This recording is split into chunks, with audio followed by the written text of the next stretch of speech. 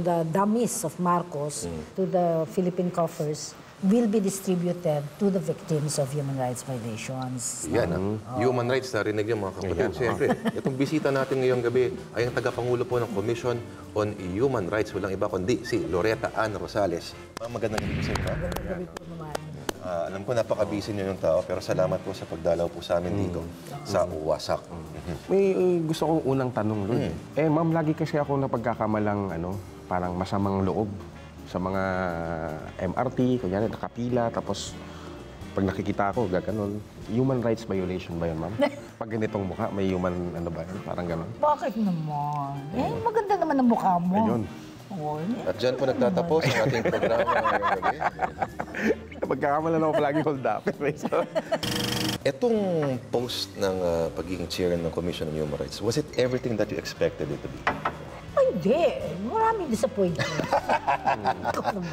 Ikaw naman. Oo. Kasi hindi naman ganun kasi ang buhay, di ba? Siyempre, we have this people power. Napakaganda naman nun kasi kapangyarihan ng mamamayan. People power uprising, di ba? Ang ganda-ganda nun. Tapos mga madre, nagro-rosaryo, mga tangke, hindi makasugod.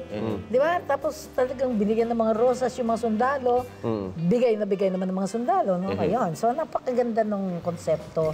Tapos ang sabi, ibalik ang demokrasya, katarungan, kapayapaan, at kagalingan ng taong bayan. Tapos? Yun yung dapat ibalik pa. Yun. So, hindi pa nangyayari? So, nangyayari na pero sobrang bagal. Sobrang bagal. Okay, ano yung mga specific na nakaka-frustrate sa trabaho ninyo sa Commission on Human Rights? Ang gusto ko lang iwasto, no? At ito sinasabi ko. Sa records kasi, traditionally, wala pa nga ako sa Commission on Human Rights, ang number 1 violator, ang police. Ang number 2 violator, ang military. Diba? So, yun at yun, yun at yun. Kaya gusto ko lamang iwasto yung usapin na sila lang ang violators. Sa ngayon, nagpapatuloy pa rin yung violations nila, pero humupa na. May paghuhupa. No? Yun yung isang dapat kilalanin natin. At tingin ko, malaking bagay na rin yung mismong patakaran ng pamahalaan, patakaran din ng AFP sa pamumuno ng mga generals ngayon, mga matitino. Yung sinasabi nilang paradigm shift, siyempre nilalabanan ito ng mga very militant organizations. Sinasabi nila... Pupunta tayo dyan mamaya. Oo, mamaya gusto kong pupunta tayo dyan. pag-usapan Friends, din si yan. Ma'am Ito yung... Friends yan, from way back. Nanggaling naman siya. Galing naman ako doon. Pero, okay, ma'am, arrests have been made, clarify niyo, arrests have been made, pero hanggang ngayon parang convictions, nag-aantay pa rin tayo ng mga convictions. Bakit ho ba talaga mabagal, ma'am? Masyado bang maraming human rights din ang binibigay doon sa mga nahuli itong mga suspects na ito? No, it's the flawed criminal justice system. It's the judicial process. May mga nahuli na, pero napaka, halimbawa, Ampatuan Massacre. Di ba? May mga namamata, wow, ay, class na. Si Bart Social po. na. Salamat, Bart. Salamat naman. Malapit na makasuhan ng ano yan, ma'am. Hindi, mga 18 na yun. 18 na above na yun. Pero yun. So yun, mahina yung justice system natin. Tapos siguro kailangan ma-improve natin yung bang aasa tayo sa mga testigos or ebidensya. How do you gather evidence? No? DNA, how do you develop your forensic evidence? Mga ganyang klase. Kasi kung testigo ka lang, pinapatay yung mga testigo. No? Tapos yung witness protection program, kailangan mas paunlarin natin at kailangan maayos yung programa para diyan. So marami itong mga specifics na mga usapin para matiyak na yung criminal justice system mo maayos. Diba? Hindi naman kagaya sa Davao, ma'am. Mukhang mas simple yung method nila. At yung friend ro na mayor ulit ngayon, si Mayor Rodrigo Duterte, ito, sa kanyang isang speech. Pinapakailang naman ng chewing gum.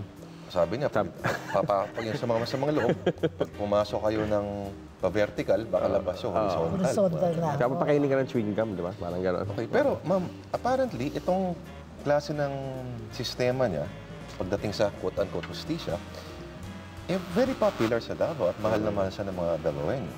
Anong masasabi niyo po ron? Well, mahal na mahal siya kasi sa tingin ng mga tao, mapayapa. Di ba? To a certain extent, totoo ba yun?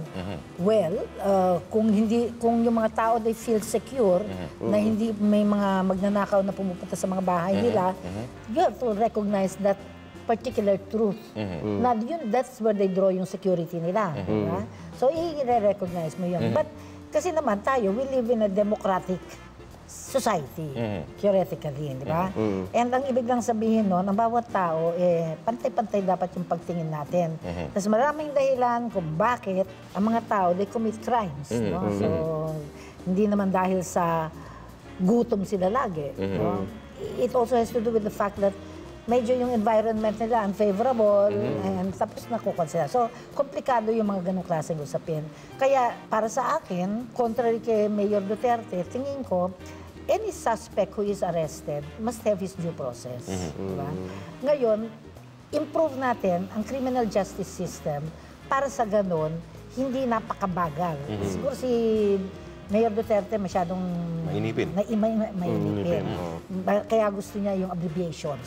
So, mahilig siya sa abbreviation. Yung naupo kayo dyan, ma'am, maraming mga nag-react eh. Hanggang ngayon ba nagre-react pa rin sila doon sa mga... Linawin natin, paano mo nagre-react para pwedeng mag-react ng gano'n. Pwedeng Pero gano'n, apparently kasi parang, yun nga, yung mga kaibigan mo noon, sa kaliwa, Oo, yung mga kaibigan ko na sa pinoprotesta yung pagkaka-appoint sa inyo kasi apparently parang part ka raw ng the whole red baiting system. Isa ka daw doon sa mga nag-agree na ang yung mga nice people around na protracted struggle, quote-unquote, private army daw. At apparently, sa sinasabi na, sila genuine revolutionary force, or party, mga ganyan tipo. Paano niyo ba hinahandle yung ganun, ma'am? Well, alam mo, the right to revolution is a fundamental right. Lalo't lalo na kung wala ng pag-asa. And during the one-man rule of Mr. Marcos, no less than the late Senator Lorenzo Tañada was telling us that, sabi niya, that is a right of the people to revolution. Hindi ko makakalimutan yung Kitani. Katani tinitingalaan mo yan. Diba? So the right to revolution is there, as it were. Pero kung may espasyo ka na, gamitin natin ang espasyo natin. Bakit? Sapagkat ang paraan ng pagpapaunlad ng isang lipunan at ng pamahalaan at ng mamamayan, mas maayos kung ginagawa natin sa mapayapang paraan. Lalo't lalo na kung may espasyo naman ang bawat tao no, na pakinabangan itong ganitong klaseng sitwasyon. At yun ang sinasabi ko. Sa palagay ko naman ngayon, hindi mo naman kinakailangan gamitin ng baril para baguhin ang ating lipunan.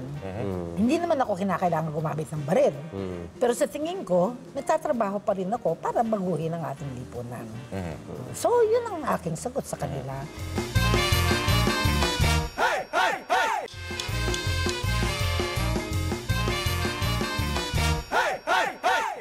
Okay, si Ma'am Eta ay naging kongresista, ha? Party list representative ng bayan for 3 terms, ano? Kayo, hindi niyo ba namimiss ang kongreso? Hanggang 2007 ba? Parang gano'n? Oo, 2007. Hanggang 2007. Hindi niyo ba namimiss ang mga matandang hukluban ng mga katabi ninyo? Cute nila, no? May mga inaantok-antok doon sa... Nung panahon niyo, ma'am, sino yung number 1 na absentero at late lagi? Ayoko nang magsabi ng ganyan eh. Kawawa Sige, naman sila. human rights ka naman eh. Tayo lang naman nandito mo. Hindi, itago natin sa pangalang The Gentleman from. Yan. Parang gano'n na lang. Sige. From Negros? From Negros? From Negros? Pwede. Pwede rin naman from the north. May mga ganyan. May mga ganon.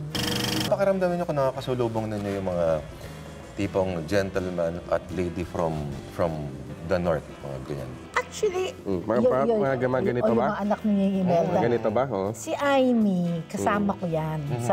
Pareho kami. In fact, Baliw kasi yun eh. Ha? Baliw siya eh. Baliw, si Amy. Lukulukan ko dyan. Kanyan eh. Tawag mo rito. May mga bills ako. Halimbawa, yung party list ko. Tapos may party list bill din siya. Marami ako mga bills na meron din siyang bill. So, we find ourselves kuminsan. Na pwede naman pala.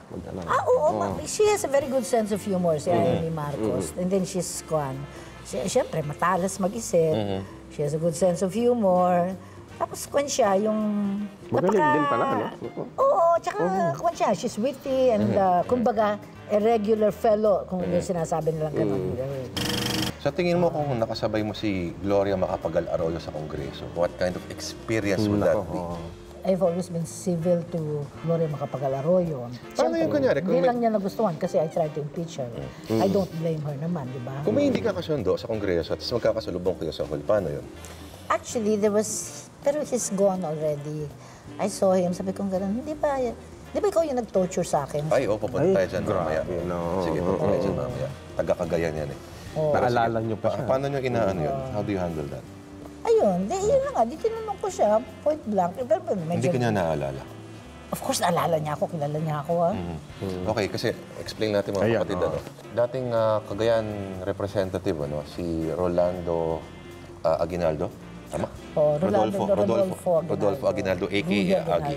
Rudy Aguinaldo. Kapangalan ko pa, no? Rodolfo. Oo nga, no? Rodolfo ka pala. Apparently, na-meet niya kasi parang isa sa mga torturers ni Ma'am Eta yun, Marcelo, sa isang safe house. At nagkasalubong sila. At, pero sa isang interview, nabasa ko, parang nung na-meet mo siya, nagkaroon ka daw ng closure about the whole thing. Closure? Parang ganun ba yun? Of course, Parang napatawad May sinabi si Raisa Robles na parang nagkaroon ka ng closure kasi na-meet mo na yung ano mo, yung torturer mo. Si Raisa na rin yun. Okay. Si Raisa naman yun. Parang sa akin lang kasi, sinabi ko lang yun. I think, of course, he felt embarrassed. Sabi niya, I did not touch you. Sabi niya, ako naman hindi naman ako, pagka ganun, hindi naman ako maniningil na, tapos na yan Di ba? I mean, it did not make me less a person. If anything at all, siguro, mas, medyo Sinabi tumibay niya ka pa. talaga pala yun, no? Na hindi kita kinilos kanya. Pero you were part, even if that were true, he was part of the team. At saka si Agi, yan ang tigawa, yan yung nahuli nga nila sa akin meron akong listahan ng mga ahente. Tapos tawa ng tawa yung mga ahente. Nung binasa nilang ganon, torture nila sa akin inalis ni Agi yung aking blindfold. Si Agi pala yung nasa harapan ko, hindi ko alam. Tapos binabasa nila. Pare ko, tingnan mo, pinakaganid na ahente, si Agi. Tapos, tawa ng tawa yung mga ahente. Tapos tinitingnan, siya pala yung nasa harapan. Doon ko nakilala.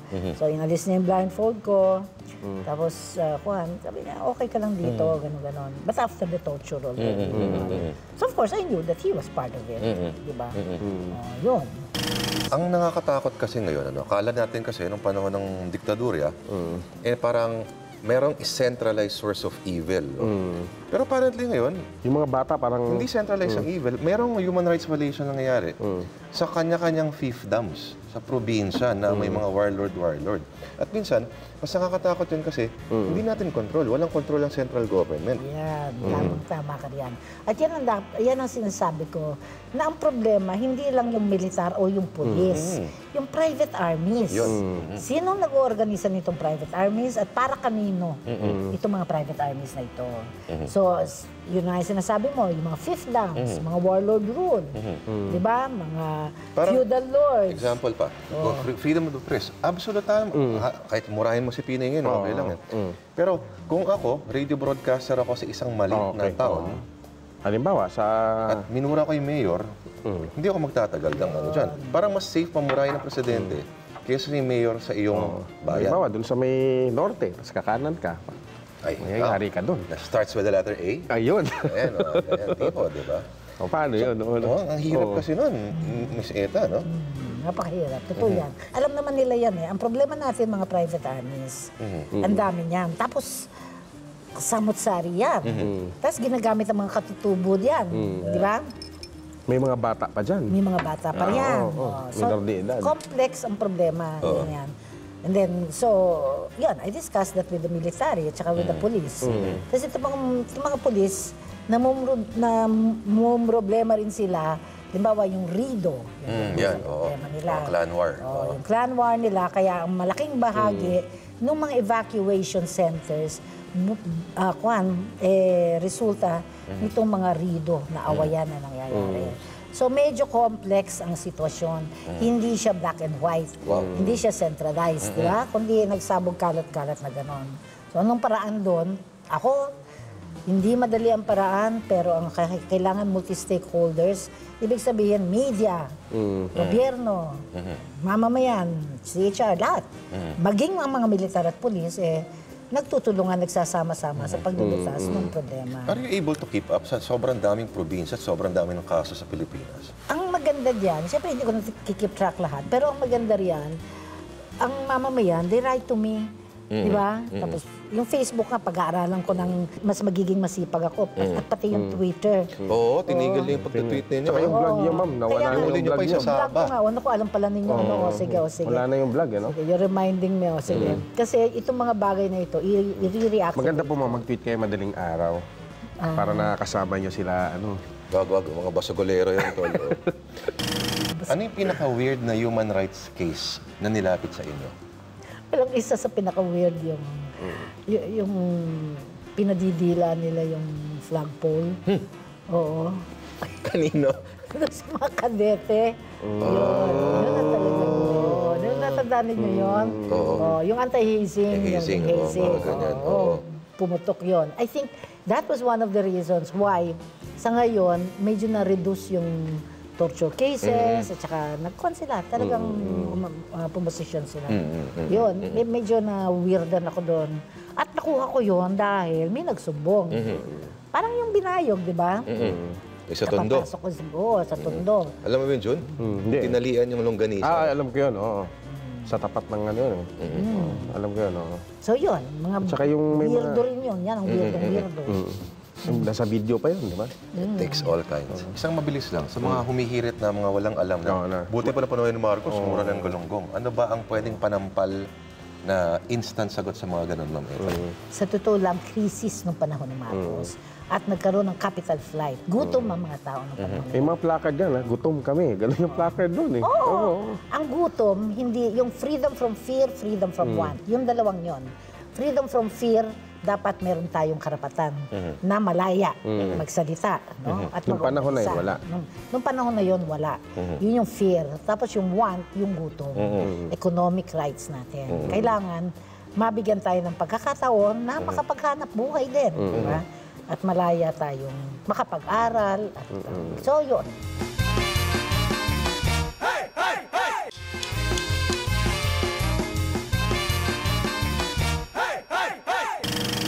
Mameta sa mga nanonood po sa atin, no? Kasi parang ang perception ng marami sa'yo, parang napaka-severe lagi ng buhay mo. Lagi napaka-severe at napaka-grave ng mga issues sa tinatalakay mo. Paano ka ba nagre-relax, ma'am? Ikaw ba may nag-off day ka pa ba? Ikaw ba yung Nagpapaspa rin nagpupunta ba sa kayo? mga- Hindi ba tayo relax ngayon?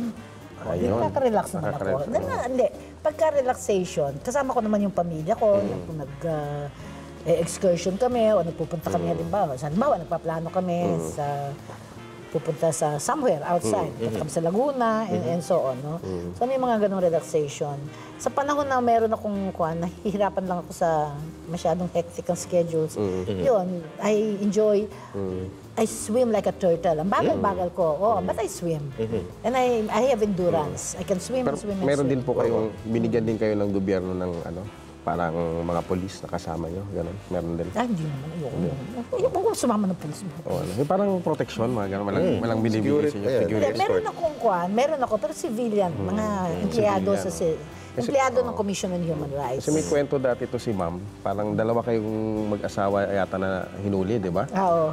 Tapos siya, pinauwi. Pero sabi mo, kung kinuha niyo ako doon, ibalik niyo ako doon. So hinatid siya ng mga military pabalik sa bahay nila. Parang gano'n. No? Kasi po yung kwento niyo, ma'am. Ano? Ngayon na nangyari yun sa tawa.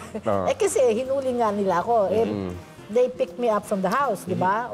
Di, lapit lang naman. Nung pinalaya na nila ako, sabi nila, ma'am, pwede na kayong umalis. Laya na kayo. At sabi kong gano'n. Paglalakarin niyo ako? Paglalakarin ninyo ako, pinick up ninyo ako, ihatid ninyo ako.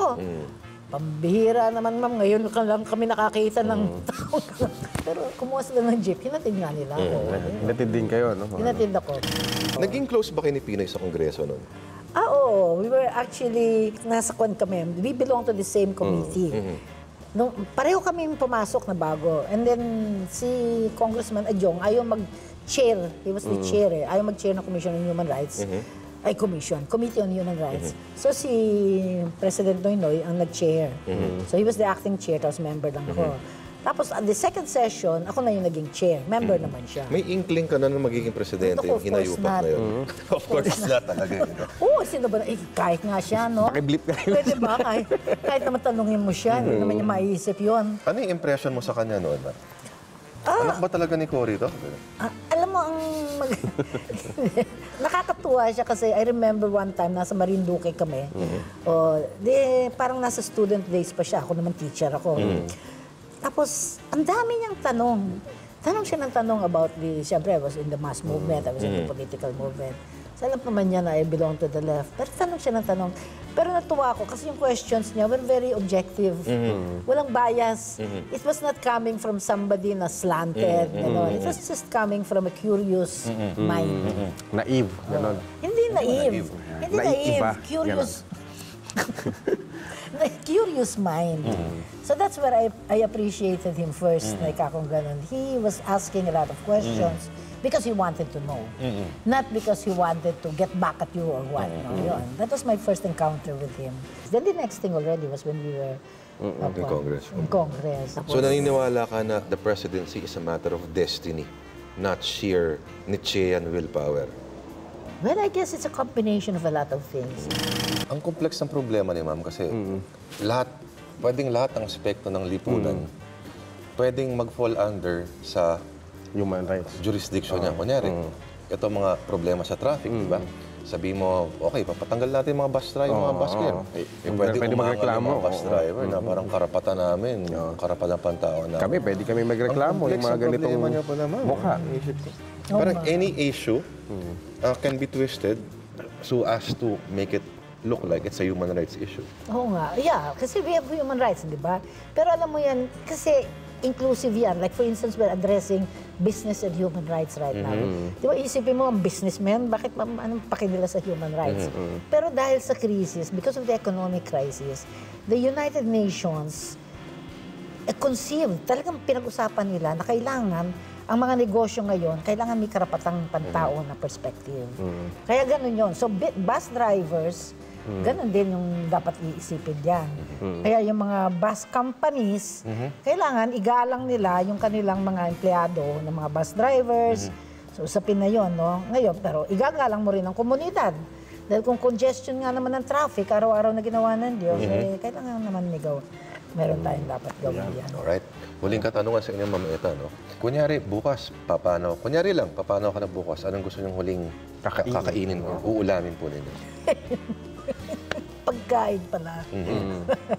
Siguro ganito lang dyan. Kung huli na ako, hindi naman siguro pagkain ang gusto ko eh.